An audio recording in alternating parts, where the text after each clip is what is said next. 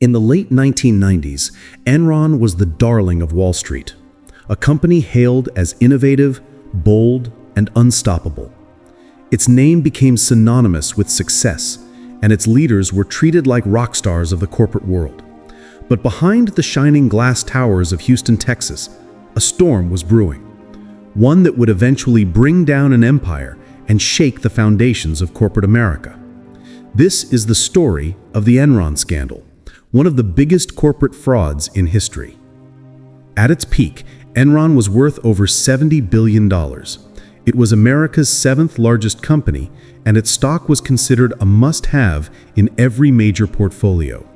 The company was originally founded in 1985 after a merger between Houston Natural Gas and Internorth. Under the leadership of CEO Kenneth Lay, Enron transformed itself from a traditional energy company into something far more ambitious, an energy trading giant. The idea was revolutionary for its time. Instead of just selling natural gas or electricity, Enron would trade energy contracts, essentially betting on future prices of energy commodities. It was complex, risky, and for a while, incredibly profitable. In the 1990s, deregulation in the energy sector allowed Enron to expand its reach. The company entered into electricity markets, broadband, and even water trading. Executives like Jeffrey Skilling and Andrew Fastow helped design a system that made Enron look more profitable than it really was.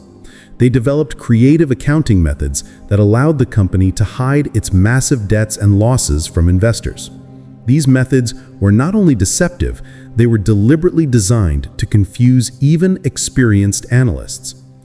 Enron introduced something called mark-to-market accounting. Normally, a company records profits when it actually earns them, but Enron did something different. They recorded potential future profits from deals the moment the contracts were signed, even if the money hadn't yet come in, and sometimes never would. This meant that on paper, Enron looked like it was making billions, even though much of that money was imaginary. The stock price soared, the media praised Enron's visionary leadership, and investors poured in. Inside the company, however, things were not as bright. Employees were under enormous pressure to keep the numbers looking good. Departments that failed to meet profit targets were punished or shut down. Executives encouraged aggressive accounting tricks to meet Wall Street's expectations.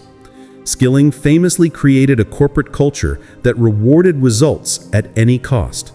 People who questioned the ethics of what was happening were quickly silenced or pushed out. CFO Andrew Fastow built a complex web of private partnerships and shell companies, known as special purpose entities. These were supposed to be used for legitimate business purposes, but in reality, they were used to hide Enron's growing mountain of debt. Fastow and his team transferred the company's losses into these entities, keeping Enron's books looking clean. What made it worse was that Fastow personally profited from these arrangements, earning millions through side deals that no one at Enron properly scrutinized. By the year 2000, Enron's stock was trading at around $90 per share, and it was considered one of the most innovative companies in the world. It even ranked as America's most innovative company for 6 consecutive years in Fortune magazine. But beneath that glittering reputation, Enron was rotting from within. The company was built on lies, inflated profits, and accounting smoke and mirrors. The first cracks began to show when a few analysts started asking uncomfortable questions. They couldn't understand how Enron was making so much money without showing any real cash flow. One analyst famously told Jeffrey Skilling during a conference call, "I don't understand how you make your money."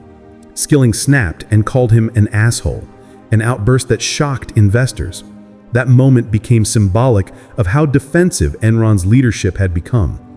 In August 2001, Jeffrey Skilling suddenly resigned as CEO, citing personal reasons. This was a huge red flag. Kenneth Lay returned as CEO, but by then, the damage was already done. Sharon Watkins, an Enron vice president, wrote an internal memo warning Lay that the company could implode in a wave of accounting scandals. Her memo would later become famous as one of the earliest internal whistleblower alerts in corporate history. That fall, Enron's stock began to collapse. Journalists and regulators started digging into its financial statements, and the truth began to unravel. The company admitted to overstating profits by hundreds of millions of dollars and hiding billions in debt. Investors panicked. Within weeks, the stock that once traded at $90 per share fell to less than $1. In December 2001, Enron filed for bankruptcy, the largest in U.S. history at that time. Over 20,000 employees lost their jobs. Many of them had invested their life savings into Enron stock, believing in the company's promise. Overnight, their retirement funds were wiped out. The fallout was enormous. Arthur Andersen, Enron's auditing firm, was found guilty of destroying documents related to the case. The scandal destroyed Andersen's reputation and led to the firm's collapse, one of the big 5 accounting firms in the world, gone almost overnight. Congress held multiple hearings to investigate what went wrong.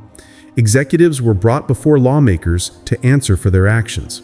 Kenneth Lay, Jeffrey Skilling, and Andrew Fastow all faced criminal charges.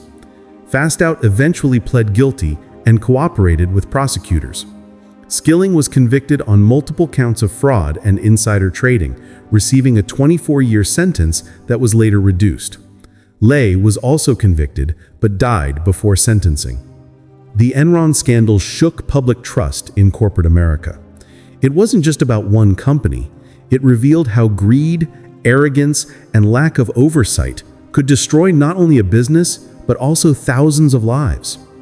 The scandal led to the creation of the Sarbanes-Oxley Act in 2002, a law designed to increase transparency in financial reporting and hold executives personally accountable for corporate misconduct. Even today, more than 20 years later, the name Enron remains a symbol of corruption and greed. It's a cautionary tale taught in business schools worldwide, a reminder of how unchecked ambition and deceptive accounting can lead to catastrophic consequences. What makes the Enron story so chilling is that it didn't start as an evil plot. It started with ambition, with smart people trying to push boundaries and innovate. But somewhere along the way, that ambition turned into deception, and deception became destruction. The higher Enron climbed, the more desperate it became to maintain its image of success. And when the truth finally came out, the fall was brutal and complete. In the end, the Enron scandal wasn't just about accounting fraud. It was about human nature, the hunger for power, the fear of failure, and the willingness to bend the truth when everyone else seems to be doing the same.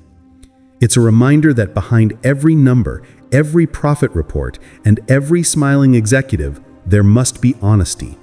Because when that honesty disappears, even the biggest empires can crumble overnight. And that's exactly what happened to Enron, the company that promised to change the future, but ended up becoming one of the greatest lessons in corporate history.